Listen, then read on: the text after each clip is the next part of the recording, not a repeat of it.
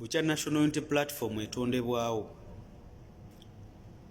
ebadde erwanagana ne poliisi ng'egirwana poliisi n'amagye bisobole okugiviira ku kitebe, naye we tulaga nga bagenda okugaba kaadi z'obwa MP.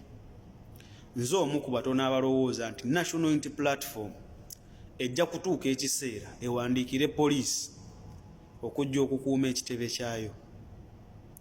Obusungu n'okweyagaliza bammemba naddala abo abalina endowooza nti bakoze bingi okusobola okuyimirizaawo ekibiina kya National Unity Platform bye balaze nga tebafunye kaadi za bwa kansala. Nze nina okukkiriza nti emirundi 10 ku busungu obwo bwe tujja okulaba nga kaadi z'obwa MP zigabiddwa. Naye ekibuuzo kiri nti gw'olowooza senga tusinziira ku biki memba byafiiriddwa mu lutabaalo luno olw'okugezaako okwenunula, oyagala kuŋŋamba nti Olivia Lutaaya bw'ajja okuvuganya ku bwa pulezidenti abeera akoze ensobi, oba oyagala kuŋŋamba nti bw'abazze okubuvuganyaako taba na bawagizi bamuwagira?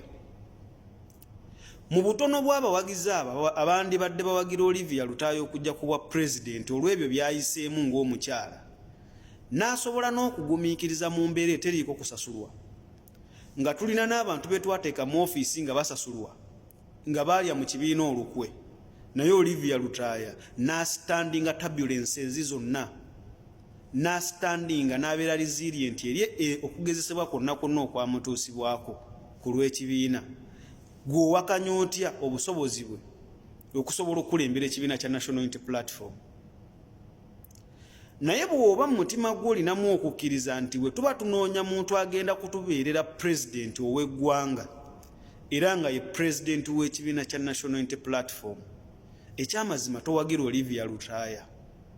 Naye ate era tekitegeeza nti Olivia Lutaaya si wa National Unity Platform, era tekitegeeza nti Olivia Lutaaya tomwagala, naye twetaaga oyo asobola okutuwangulira. Amaziga n'okunyigirizibwa oba n'okusoomoozebwa ba comrade abataafunye kaadi kye bali mu kuyita mu kyabuntu, naye kimalamu amaanyi we kiba kikusindiikiriza okutuuka ku extent eva mu kibiina. Kuba tukkirize tugaane buli muntu yenna agenda okwesimbawo independent, beera mwerufu ofune bufunyi kibiina musobole okugenda, kuba NUP tokyali memba mu yo, kasita obeera nominated tojja kubeera memba mu yo ku mateeka gaayo. So ffenna tukkirize tubeere balambulukufu eri endowooza yaffe. Bw'oba okkiriziganya n'obukulembeze bwa President Robert Kyagulanyi Ssentamu, Uganda yaffe tugenda kugibeeramu okusukka emyaka 5 ate gisobola okuggwako. N'obuweereza mu kibiina tebukoma. Tosafaringa political miscarriage kweno ssaawa, okyasobola okubeera mu kifo kyonna kye weegwanyiza, era ekyo kyonna ky'olowooza okubeera osobola okukibeera singa oba ng'omaze okuleeyinga foundation n'obusobozi obusobola okikuteekamu. Ffenna tulina eddembe okwegwanyiza, naye okubeera n'obusobozi kya njawulo. Nze okujjako comrade omu nga nyinyonnyodde nti abantu abaweereddwa kaadi za National Unity Platform baabadde bava mu UPC oba mu kibiina ekirala mu ggwanga Uganda nga n'obukakafu obulina, lwenja okukkiriza nti kyoyogerako kikakasa era ekyamazima kya ddala. Bali babadde tebasaanira oba babadde tebagwana.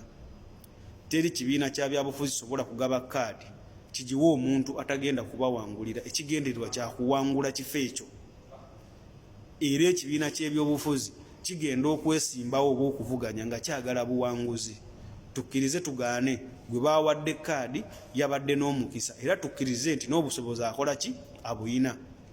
Naye tekijjaawo busobozi oba ddembe lye mu constitution kugenda kwesimbawo ku bwannamunigina, naye eyo egenda kuba double loss. Ogenda kuluzinga popularity yo gy'obadde ozimbye esobola okwongerako ka mileage mu maaso, ate ogenda kuluzinga n'ekifo ky'ogenda okwesimbamu. Abantu babiri bemanyi abataweebwa magezi be bantu abali mu laavu n'abantu abali mu byobufuzi. Kasima abagenda okwesimbawo independently